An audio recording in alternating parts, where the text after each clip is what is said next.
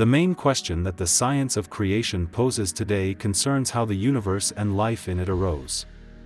Either God created matter, or it was able to organize itself from a vacuum, like Munchausen, who pulled himself out of the swamp by his hair. I am not an adherent of the philosophy of Marxism-Leninism, although it correctly poses the question of the primacy of spirit or matter, but the answer to it is incorrect. I am convinced that the spirit created both matter and life. These words belong to the Soviet and Ukrainian scientist, Doctor of Physical and Mathematical Sciences Vladislav Olkhovsky.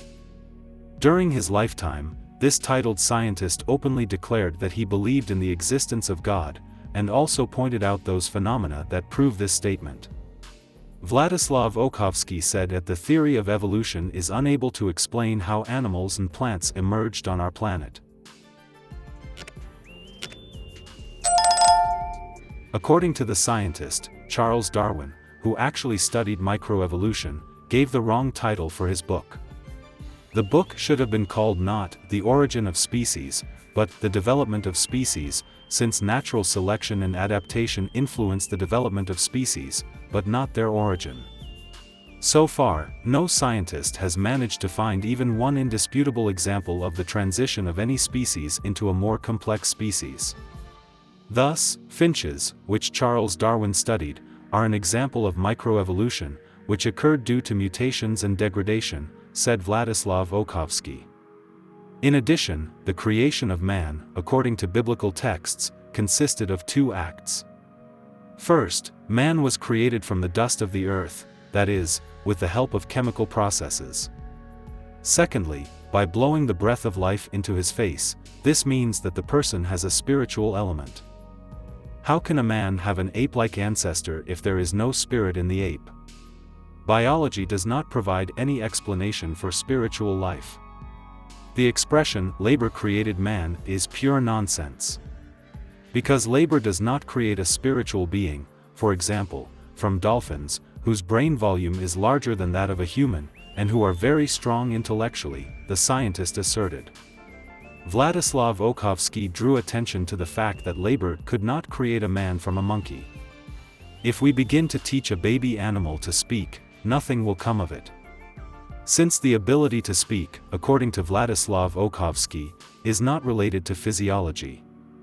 This is a spiritual component that cannot be found in a person, since spiritual genes do not exist. The scientist also spoke about new discoveries in physics that cast doubt on the ancient age of the universe, stars and planets, making refinements to radiometric dating for elements with a long half-life. In the late 90s of the last century, a group of German scientists proved the possibility of reducing the period of radioactive decay by more than tens of thousands of times.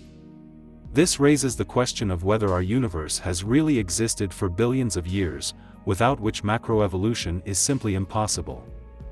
In his articles, Vladislav Olkhovsky points out the existence of many confirmations that our universe was created by the Creator for man.